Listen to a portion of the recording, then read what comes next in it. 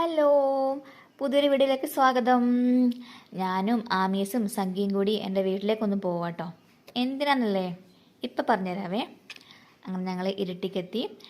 ഇരിട്ടിയിൽ നിന്ന് കുറച്ച് ദൂരമേ ഉള്ളൂ കേട്ടോ, ഒരു 10-15 മിനിറ്റേ ഉള്ളൂ എൻ്റെ വീട്ടിലേക്ക്. പാലമൊക്കെ കഴിഞ്ഞു ഞങ്ങൾ നേരെ ഏകദേശം വീടെത്താനായിട്ടുണ്ട്. അപ്പോൾ ആമീസിനും സംഖ്യയ്ക്കും ഞാൻ പഠിച്ച സ്കൂളും കാര്യങ്ങളൊക്കെ കാണിച്ചു കൊടുക്കും കേട്ടോ.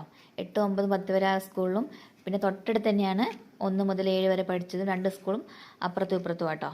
അങ്ങനെ ഞങ്ങൾ ഇതാ വീട്ടിലെത്തിയിട്ടുണ്ട്. വീട്ടിൽ അമ്മ മാത്രമേ ഉണ്ടായിരുന്നുള്ളൂ, അച്ഛനും ഏട്ടനും ഇല്ലായിരുന്നു കേട്ടോ.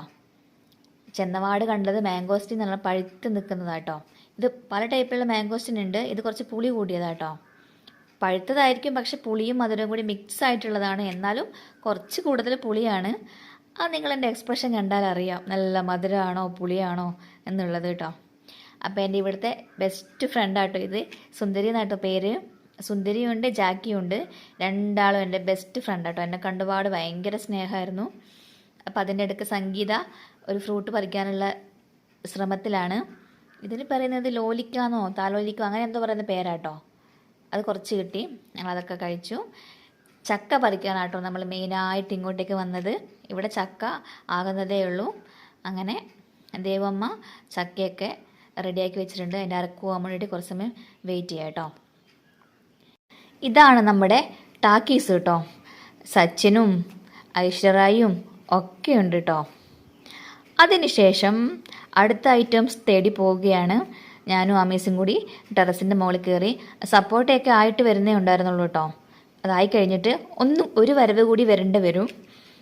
അപ്പോഴേക്കും അമ്മ ഫുഡൊക്കെ എടുത്തു വെച്ചിട്ടുണ്ടായിരുന്നു.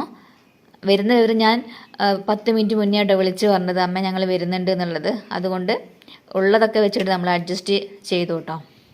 അടുത്തത് കാണാൻ പോകുന്നത് എൻ്റെ സ്വന്തം റൂമാട്ടോ.